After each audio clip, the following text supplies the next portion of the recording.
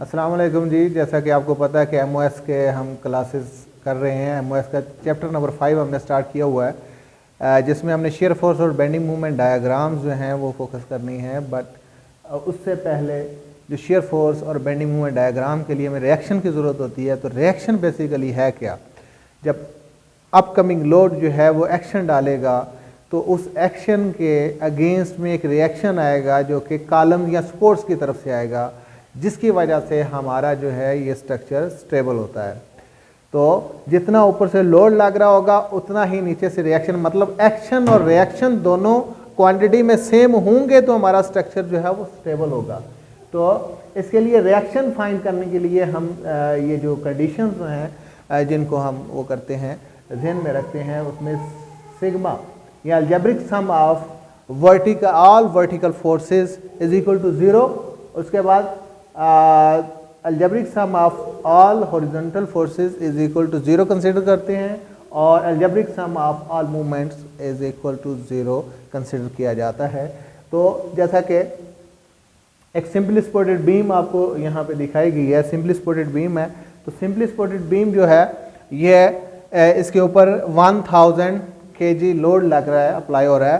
तो ये लोड बिल्कुल सेंटर में, सपोज इसका जो है टोटल स्पैन वो 10 फीट है, तो 5-5 फीट के डिफरेंस से ईच सपोर्ट पे ये लोड लग रहा है। तो सेंटर में जो कि अप्लाई हुआ तो रिएक्शन जो कि दोनों का बराबर होगा। अगर सेंटर में लोड है तो आधा लोड जो है सपोर्ट 1 और आधा सपोर्ट 2 जो है वो बेयर कर रही होगी। तो इनका रिएक्शन जो है हम किस तरह फाइंड करेंगे? R1 is equal to R2 is equal to total load over 2 पे डिवाइड इसको कर देंगे, तो ये हमारे पास 500 kg में रिएक्शन आ जाएगा, 500 kg। In the same way अगर रिएक्शन इसी तरह फोर्सेस की पॉइंट लोड्स में फोर्सेस की क्वांटिटी बढ़ा दी जाए, इसकी मिकदार बढ़ा दी जाए डिफरेंट पॉइंट लोड्स, जिस तरह 500 kg, 1000 kg और 200 kg, या इधर भी 500 kg अगर हम अप्लाई करते हैं, 500 kg 1 फीट के 2 फीट 2 फीट 1 फीट, तो ये टोटल स्पैन हमारा हो गया 6 फीट। और ऊपर से आने वाला लोड जो है वही सेम रिएक्शन का हम करेंगे R1, चूँकि ये जितना भी लोड है दोनों के ऊपर आ रहा है और लोड जो है इक्वी डिस्टेंस है दोनों साइडों से, तो R1 is equal to R2 होगा, और टोटल लोड कैलकुलेट करके उसको 2 पे डिवाइड कर देंगे। 500 प्लस 1000 प्लस 500, ये 2000 हो गया over 2। 1000 kg for each support, then R1 is equal to 1000 and R2 is equal to 1000। इसी तरह अगर यूडीएल लगाया गया है, किसी भी बीम के ऊपर यूडीएल लोड लगा है, उसका रिएक्शन हम किस तरह फाइंड करेंगे? सपोज इस बीम के ऊपर यूडीएल लोड अप्लाइड है 100 kg पर मीटर, टोटल स्पैन है 20 मीटर, तो 20 मीटर का स्पैन है और 100 kg पर मीटर यूडीएल लोड अप्लाइड है। तो इनका रिएक्शन किस तरह फाइंड करेंगे? R1 and R2। सबसे पहले हम टोटल लोड को कैलकुलेट करेंगे। टोटल लोड किस तरह कैलकुलेट होगा? टोटल लोड हमारे पास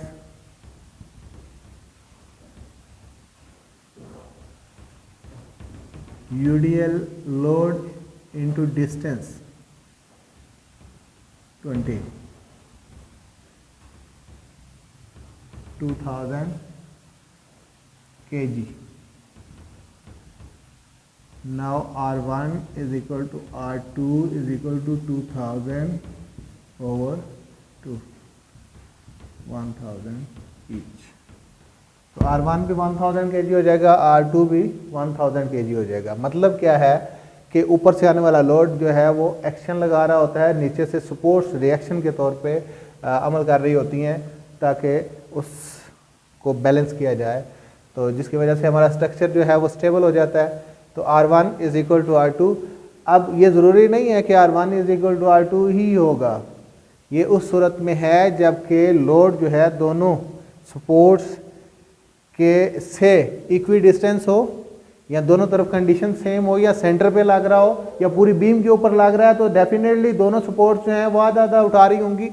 लेकिन अगर डिस्टेंस जो है वो डिस्टर्ब हो जाए, डिस्टेंस वो इक्वी डिस्टेंस नहीं है, यहाँ पे इस सपोर्ट्स के करीब ज़्यादा लोड लग रहा है, उधर उससे दूर लोड लग रहा है, तो डेफिनेटली ये जो सपोर्ट है इसके ऊपर एक्शन ज़्यादा आएगा और इसको रिएक्शन भी उसी हिसाब से ज़्यादा शो करना पड़ेगा। तो उस कंडीशन में हम किस तरह इसको सॉल्व करेंगे, रिएक्शन को किस तरह फाइंड करेंगे, वो डिस्कस करते हैं। सपोज़ एक हमारी बीम है जिसके ऊपर 2000 kg लोड लग रहा है, लेकिन लोड की जो है वो जब अप्लाई हो रहा है तो वो बिल्कुल सेंटर पे नहीं हो रहा है, जिस तरह पहले हमने डिस्कस किया जो एग्जांपल्स हैं। लेकिन ये देखा जाए तो ये सपोर्ट 1 जो है उसके ज़्यादा करीब है, 2 मीटर के फासले पे है, सपोर्ट 2 से जो है ये 10 मीटर के फासले पे है। तो अब रिएक्शन जो है वो भी वेरी करेगा, क्योंकि नज़र आ रहा है कि ये 2000 kg जो है वो सपोर्ट 1 के करीब अप्लाई हो रहा है, तो इसको रिएक्शन भी उतना ज़्यादा लगाना पड़ेगा। तो इसको हम कैलकुलेट किस तरह करेंगे, R1 जिसको हम कैलकुलेट करने जा रहे हैं, R1 लिखेंगे इनटू डिस्टेंस टोटल लिखेंगे जो स्पैन है from one spot to another spot, तो ये हम लिखेंगे R1 इंटू मल्टीप्लाई में 12 हो गया। ये इसके बाद ये बेसिकली हम इसके लिए फार्मूला जो यूज़ करते हैं वो है, क्योंकि ये सपोर्ट जो है क्लॉकवाइज रिएक्शन कर रही है और ये लोड जो है एंटी क्लॉकवाइज मूव कर रहा है, तो क्लॉकवाइज ये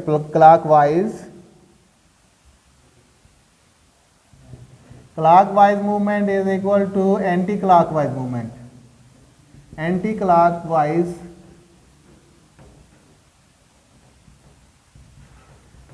मूवमेंट।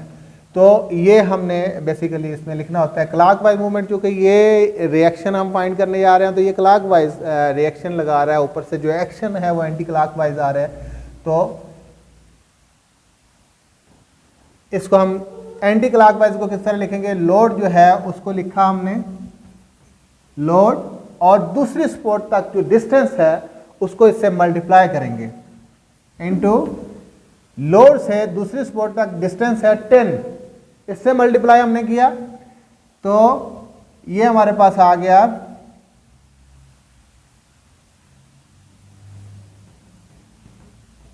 20,000 kg।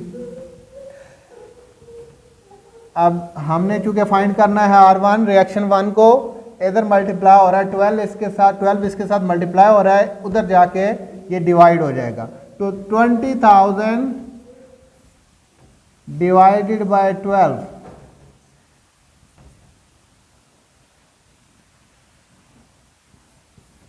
नाउ इसको जब कैलकुलेट करेंगे जो वैल्यू आएगी वो वैल्यू होगी हमारे पास रिएक्शन 1 की। तो रिएक्शन हमारे पास जब हमने कैलकुलेट किया तो कैलकुलेशन के बाद हमारे पास जो वैल्यू आई 1600.67 kg। इसी तरह चूँकि टोटल आने वाले लोड को ये दोनों सपोर्ट्स ही जो है वो उठा रही हैं, कैरी कर रही हैं, और रिएक्शन इनका जो है वो दोनों का मिला के वो इसके इक्वल होता है अपकमिंग लोड के।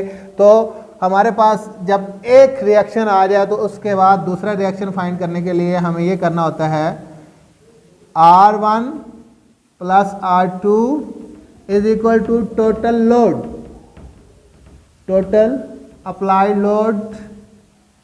अब चूंकि टोटल अप्लाइड लोड हमारे पास मौजूद है 2000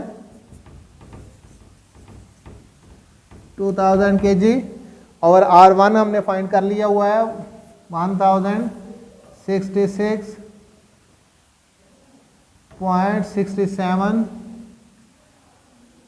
प्लस R2 हमने फाइंड करना है, तो यहाँ पे ये प्लस हो रहा है, उधर जाके माइनस हो जाएगा। R2 is equal to 2000 minus 1666.67, ये माइनस कर लेंगे तो हमारे पास रिएक्शन 2 आ जाएगा। 200 kg पॉइंट लोड लग रहा है और यूडीएल लोड जो है वो लग रहा है 10 kg पर metre,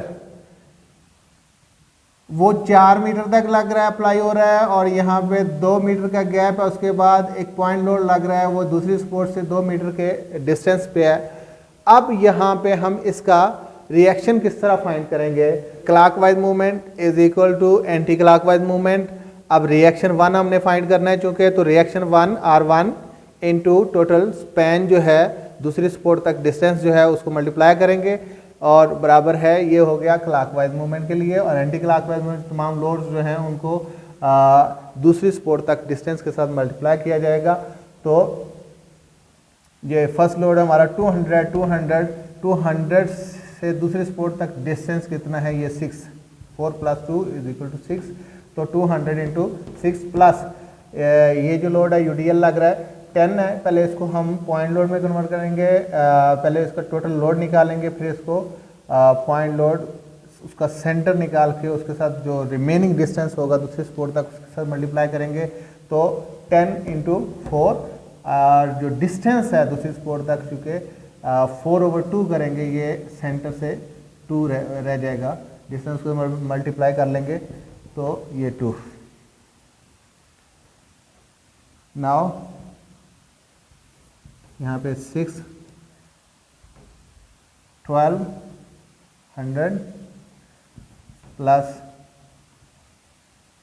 40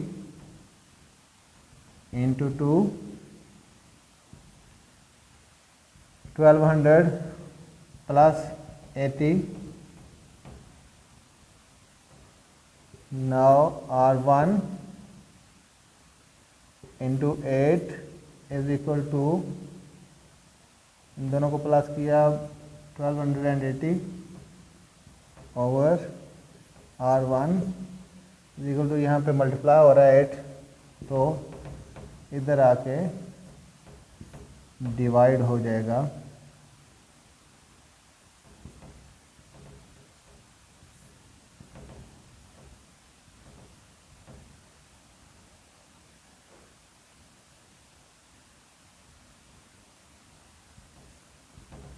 zero 160 R1 is equal to 160 kg। जैसा कि पहले डिस्कस हुआ कि R1 इज इक्वल टू 160 हमारे पास आ गया, ये रिएक्शन 1 R1 160 kg आ गया। और टोटल अप्लाई लोड में से अगर एक स्पोर्ट 160 kg उठा रही है तो रिमेनिंग जितना भी है वो दूसरी स्पोर्ट उठा रही होगी, तो रिएक्शन 2 ये किस तरह आसानी से हम कैलकुलेट कर लेंगे। 200 और ये 40 kg है, चूँकि 4 मीटर पर लग रहा है 10 kg पर मीटर की रेशियो से, तो ये 40 kg हो गया और ये 200 kg, टोटल कितना हो गया 240। तो R1 plus R2 is equal to total load. Total load है हमारे पास 240 और R1 हमारे पास आया 160, R2 हमने फाइंड करना है। Now R2 is equal to 240 minus 160,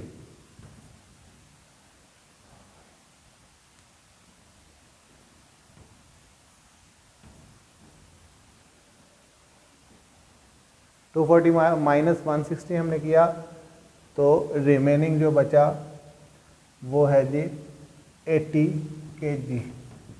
R2 reaction 2 जो है हमारे पास 80 kg हो जाएगा और रिएक्शन 1 160 हुआ, R2 80 kg।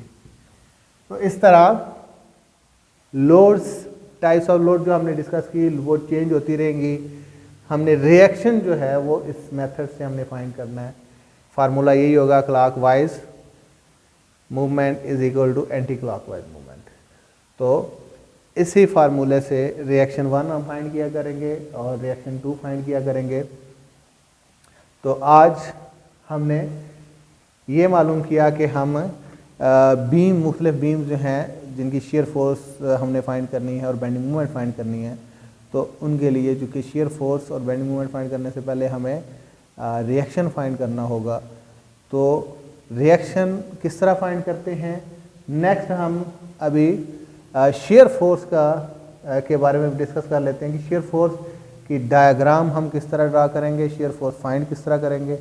तो वो डिफरेंट पॉइंट्स के ऊपर जो फोर्सेस आ रही हैं हमारे पास, जिस तरह रिएक्शन R1 आया, R2 आया और ऊपर से जो लोड्स अप्लाई हो रहे हैं, तो उसी हिसाब से हम क्या करेंगे, SF shear force, SF means shear force at point A।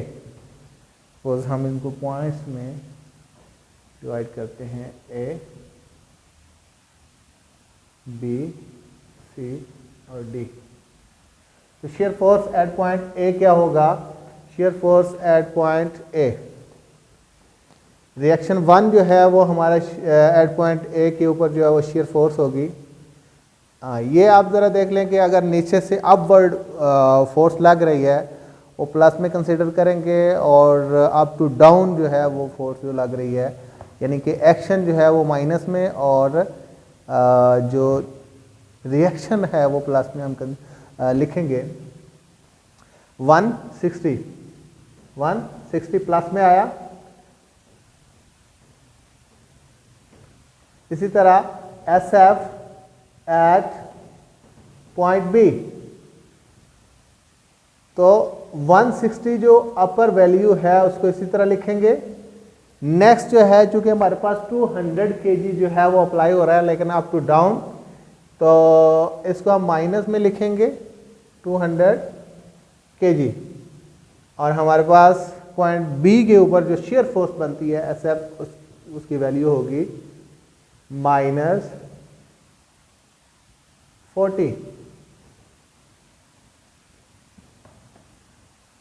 इसी तरह SF at point C, upper value जो हमारे पास आंसर आया B को, उसको इस तरह लिखेंगे -40। अब भी चूंकि यहाँ पे UDL स्टार्ट हो रहा है, UDL लोड जो है वो स्टार्ट हो रहा है, लेकिन इस पॉइंट पे चूंकि लोड लग नहीं रहा तो हम इसको इसी तरह रखेंगे, -40 को ही रखेंगे। नेक्स्ट पॉइंट की तरफ मूव करेंगे at point D, SF at point D, तो -40 जो अपर वैल्यू थी उसको लिखा हमने। उसके बाद हमारे पास एट पॉइंट D लेफ्ट और राइट को देखेंगे। लेफ्ट मतलब यहाँ तक जो लोड लग रहा है इस रिएक्शन से पहले तक, उसको डिस्कस कर लेंगे। तो लेफ्ट तक जो है, चूंकि ऊपर से पॉइंट UDL लग रहा है, UDL कितना लग रहा है उसको हम टोटल अगर लोड में कैलकुलेट कर लेंगे तो वो 4 मीटर तक अप्लाई हो रहा है, और 10 × 4 किया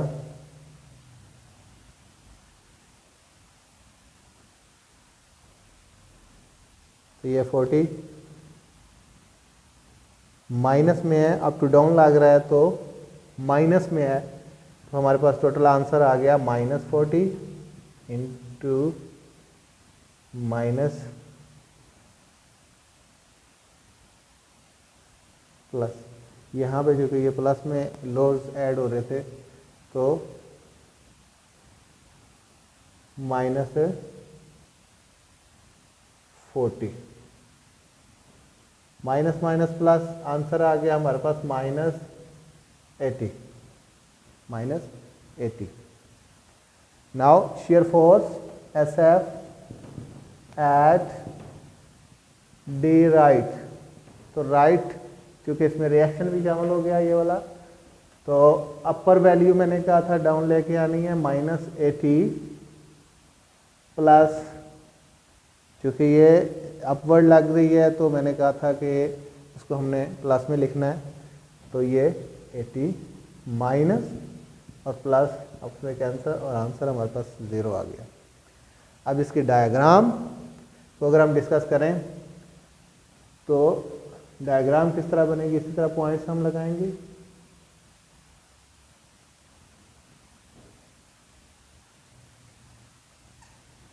तरह पॉइंट्स लगाएंगे, ए डिस्टेंस 2 का है, बी फिर 2 का सी और फिर डी, ए बी सी और डी। ए के ऊपर वैल्यू हमारे पास आई शेयर फोर्स की 160, तो हम एक स्केल रख लेंगे राउंड अबाउट, ये हमारा ये पेज जो है उनकी लाइनों को हम जो है स्केल में यूज़ कर सकते हैं।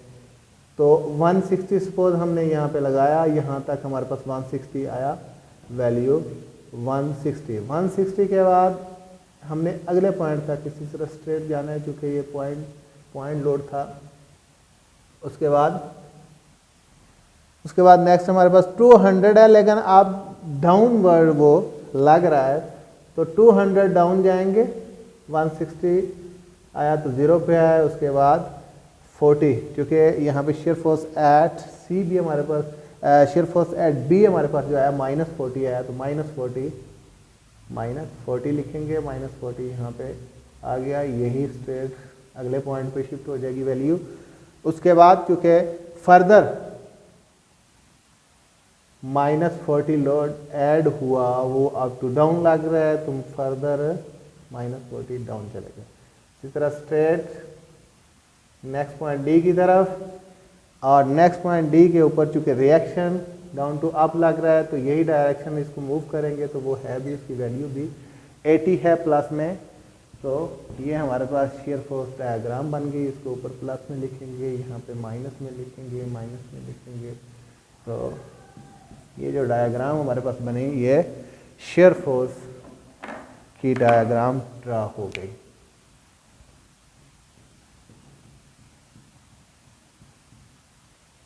But shear force diagram draw करते हुए ये चीज़ जो यहाँ पे हमने यूडीएल को डिस्कस किया, ये यूडीएल की जो लाइन है उसको आपने ध्यान में रखना है। ये पॉइंट लोड के स्ट्रेट लाइन लगाते हैं पॉइंट लोड के लिए, बट यहाँ से चूंकि सी से यूडीएल स्टार्ट हुआ और डी तक गया, तो इसके लिए हम स्ट्रेट लाइन यूज नहीं करेंगे, बल्कि तरह की स्लोप लाइन, जिसको हम डिग्री में अगर देखा जाए तो सेकंड डिग्री जो लाइन है वो यूज़ करेंगे। डिग्री किसको का, ये 0 डिग्री, उसके बाद फर्स्ट डिग्री, और उसके बाद स्लोप ये कर्व वाली सेकंड डिग्री। तो यहाँ पे हम फर्स्ट डिग्री की लाइन लगाएंगे। शेयर फोर्स डायग्राम में दोबारा मैं इसको रिपीट करता चलूँ कि शेयर फोर्स डायग्राम बनाते हुए पॉइंट लोड के लिए हम एक पॉइंट से दूसरे पॉइंट तक जाते हुए स्ट्रेट लाइन यूज़ करते हैं, जिसको 0 डिग्री कहते हैं। बट अगर यूडीएल आ गया, जिस तरह ये यूडीएल, तो तब वो एक पॉइंट से जहाँ से यूडीएल स्टार्ट हुआ दूसरे पॉइंट तक आप स्ट्रेट लाइन नहीं लगाएंगे। इसके लिए आप डायग्राम में फर्स्ट डिग्री की या तिरछी लाइन यूज़ करेंगे। इसी तरह और जब बेंडिंग मूवमेंट की तरफ जाएंगे तो ये जो स्ट्रेट वाली लाइन है ये फर्स्ट में कन्वर्ट हो जाएगी, और ये जो फर्स्ट वाली है 3rd डिग्री में, मतलब इसमें कर्व आ जाएगी। स्टूडेंट्स, आज जो हमने डिस्कस किया रिएक्शन के बारे में, रिएक्शन किस तरह फाइंड करेंगे, और फिर रिएक्शन निकालने के बाद हमने थोड़ा सा बेसिक्स सीखी हमने शेयर फोर्स डायग्राम किस तरह ड्रा करते हैं, शेयर फोर्स निकालते किस तरह डिफरेंट पॉइंट्स पे। तो इसका बेसिक और सिंपल हमने डायग्राम के बारे में डिस्कस किया। नेक्स्ट जो वीडियोज़ हैं उसमें हम शेयर फोर्स के मज़ीद भी शेयर फोर्स के बारे में डिस्कस करेंगे और बेंडिंग मूवमेंट के बारे में भी डिस्कस भी करेंगे और उनके डायग्राम्स भी ड्रा करना सीखेंगे। तो तब तक के लिए इजाज़त दें। अल्लाह हाफ़िज़।